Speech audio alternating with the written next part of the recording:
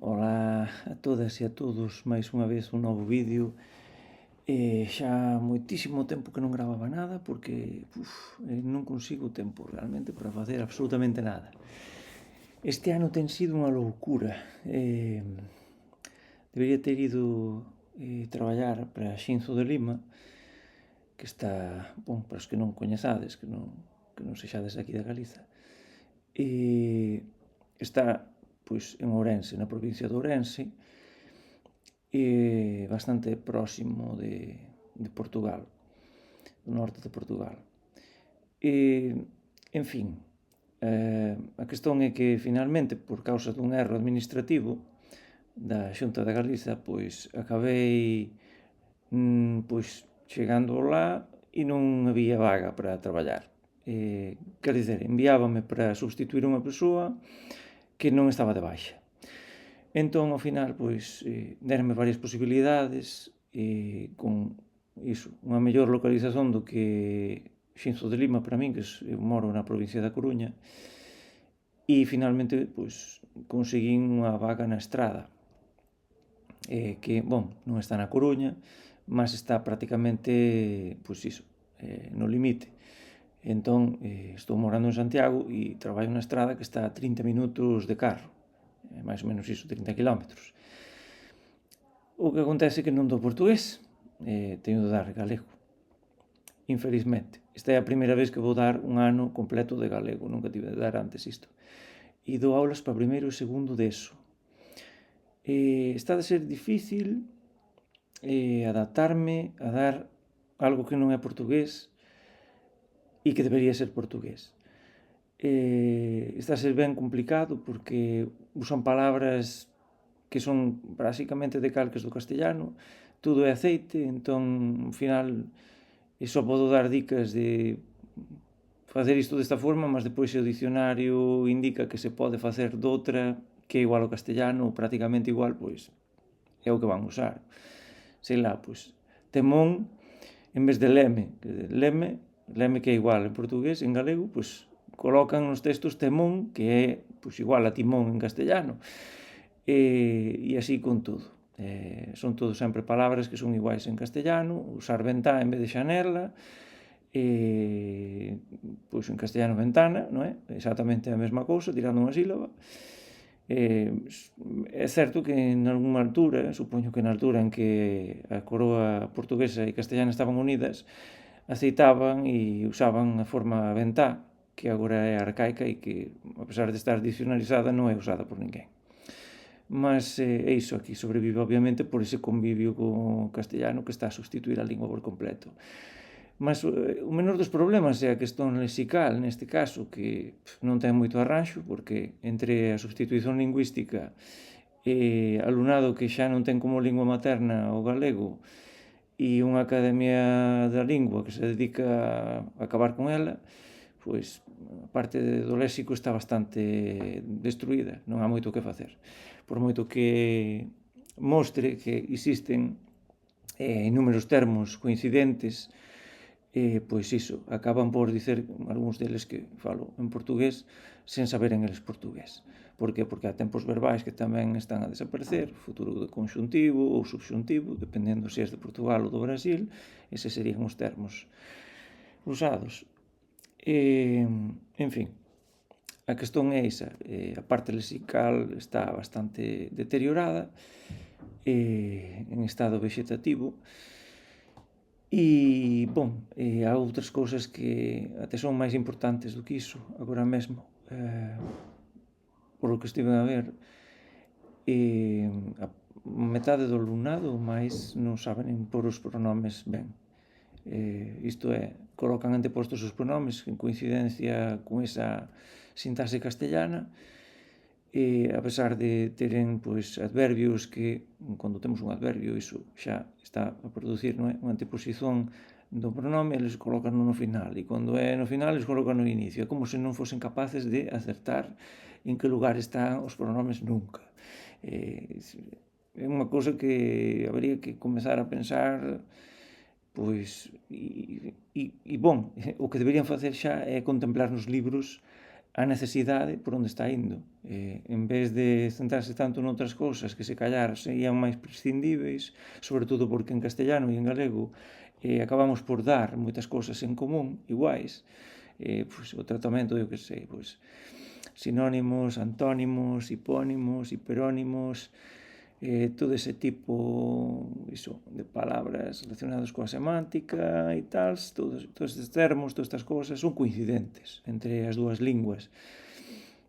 Entón, eu penso que, sabendo xa estes termos e sendo os mesmos nas dúas, en castellano poderían dedicar máis tempo ou dedicarlle tempo a estas questões, pois, en cuanto no galego, pois, debería ser dedicado un tempo especial, pois, con o corazón pronominal ou outras cousas que son de maior importancia, debido, pois, a como está a funcionar agora a lingua e os problemas que estou a observar, que todo o mundo debería estar observando isto, e que, por tanto, as persoas que se dedican a preparar os libros, pois, deberían ter isto en consideración e focarme neste tipo de asuntos.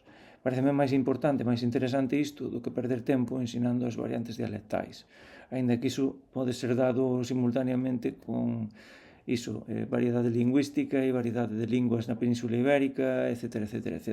É bastante fácil. Eu propio xo estou a facer constantemente.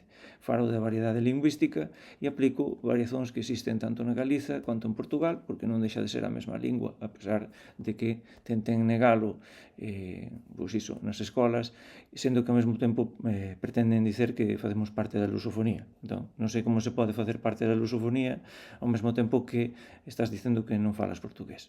Mas, en fin, supoño que é algún tipo de problema mental de algunhas persoas que non acaban de entender o que significan as cousas ou que non se importan para nada con isto. Mas, en fin, non quero demorar máis nesta parte do vídeo, que me parece importante e interesante. Eu, sinceramente, pois, estou bastante cansado, porque normalmente en portugués as turmas son menores, consigo traballar moito mellor, nada pode tirar a miña autoridade, eu digo isto é así, aprendedes isto así e isto é así, acabouse, non ten moito máis. É só procurar nos dicionarios e os dicionarios dan máis razón. Acontece o contrario con este castrapo que están a ensinar agora, en que, pois, se digo que é pescada, pois, merluza aparece no dicionario, entón, pois, merluza non pode ser negado como unha palabra galeguísima. Pois, este tipo de cousas, infelizmente están aí.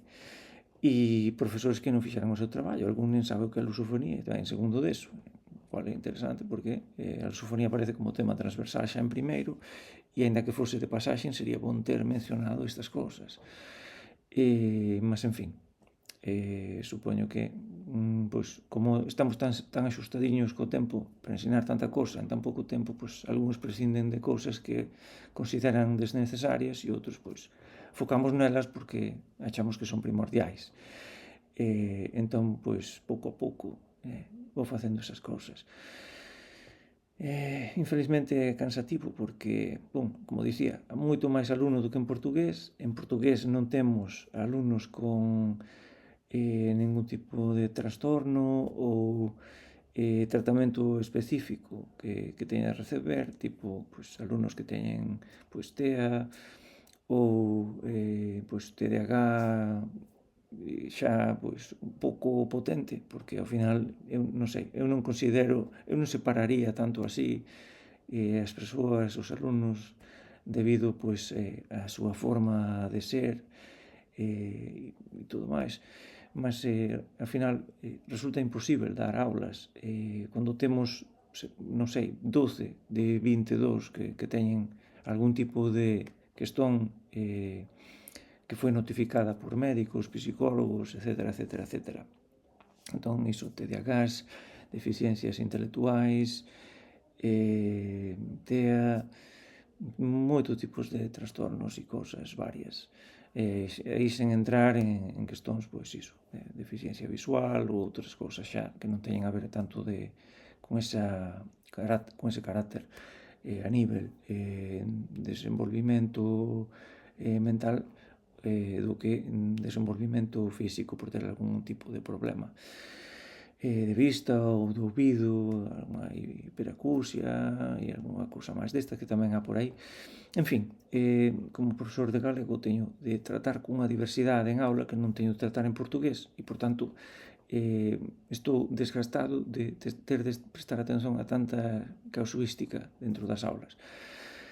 Cousa que non acontecía en portugués, habría algún que era máis acelerado do que outro, mas ao final non era algo que me impedise de dar a aula. Entón, que acontece? Este tipo de alumnado que ten máis dificultades acaba por estar en aulas de reforzo en cuanto os outros están en aulas de lingua segunda. Entón, pois iso, para unha persoa de lingua segunda é moito máis fácil nese sentido dar aulas porque non há que adaptar as cousas tanto así. E no caso de galego, pois teño de estar atento a toda esta diversidade e eu, pois, obviamente, a min preocúpame bastante. Entón, acabo por, non sei, as miñas enerxías fican baixas, non sei como explicalo. Mas, en fin, iso como unha actualización de que se pasa comigo, porque xa há tanto tempo que non estou a entrar. Entre iso e o doutoramento, que xa entreguei a tese, xa está completa, finalmente 660 poemas de Carballo Calero, para que non o souber, a miña tese sobre a poesía de Carballo Calero, tese en portugués, obviamente, e pude defender a tese tamén en portugués, cando for o momento, e de momento non sei cando vai ser, porque non teño unha data específica para a defesa, por enquanto, porque aínda ten de pasar por comisións académicas e moitas cousas máis, e entón non sei aínda en que datas terei de facer este trámite, esta defesa. Mas, en fin, o peso, a maioría do peso xa foi fora nese sentido, e agora que me vexo un pouco máis aliviado, aínda que estou gravando isto prácticamente medianoite, porque non teño moito tempo, e os primeiros días da semana para min son os piores cuanto horario, porque teño, pois iso, a terça-feira de 8:30 a 2:30 prácticamente, depois almorzar e a seguir xa 4:30, 6:30, outra vez prácticamente iso, outra vez aulas. E no día a seguir, na cuarta, pois outra vez igual, entro 8:30 outra vez, saio 2:30, e os últimos días son máis relaxados. Mas estes 3 primeiros son máis duros, sobre todo na cuarta, porque teño as turmas todas no mesmo día. E a mañá, pois, iso, teño tamén quase todas, e alén diso teño, pois, tutorías de turma, tutorías con pais, que desta vez é a primeira vez que son tutor, para alén de profesor, son tutor dunha turma. E, bon, tamén teño bastantes preocupacións nese sentido, pois, casos que acontecen nas escolas, como podedes comprender, casos, pois iso, de acoso ou bullying, como lle querades chamar, e outras cousas que tamén, pois iso, que me importan bastante, que me preocupan, non só porque sexan, pois, os meus tutorandos, mas porque é unha fase marcante, non? É a da escola, e é importante parar pois, certos comportamentos que, pois iso, ao longo prazo, pois, poden pois, deixar marca e en fin, máis cousas que poden acontecer, que non vou entrar aquí a notificar e a colocar casos específicos nen de aquí nen de outros lugares. E, en fin, esa é a miña actualización, máis ou menos, a idea do que se está a pasar por aquí. E nada, o libro que xa tiña planificado há un tempón de Carballo Calero sairá máis ou menos en marzo, que xa estiven a falar coa editora Espiral Maior, e se Deus quiser e non houber novidades, pois por ali estaremos xa presentando o libro cando sair do prelo, e nada, comezarei outra vez en breves a preparar o concurso público, aínda que bastantes en forzas e sen moito ánimo e con moitas responsabilidades que non consigo evadir, porque, xa digo, é imposible non importarse con o alumnado.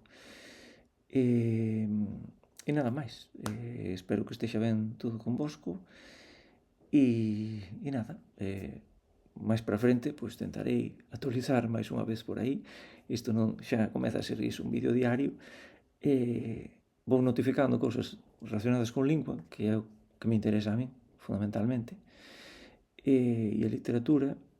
E falando niso, estive xustamente onte en Vilar de Cruces, na Fundación como era? Neira Vilas, a Fundación Neira Vilas, en que estive aí co Fernán Vello e o Rodríguez Fer, que estiveran facendo unha especie de café literario en que se falou de poesía e de Neira Vilas, e, foi interesante, embora o tempo non acompañase nen a localización, eu nin sabía ben onde estaba, e custou un pouco de un par de voltas para ver en que lugar específico estaba, porque non era fácil de encontrar. Estaría ben que o Concello colocase ali un letreiro ou algo para indicar onde está, porque é difícil. Mas, en fin, non vou facer máis longo este vídeo, mas sí que me pareceu interesante, e nada, se houber alguma cousa, unha novidade máis para frente, pois xa vos irei comentando, e nada máis. Un grande abrazo por aí, moita forza a todo o persoal, e vémonos no próximo vídeo.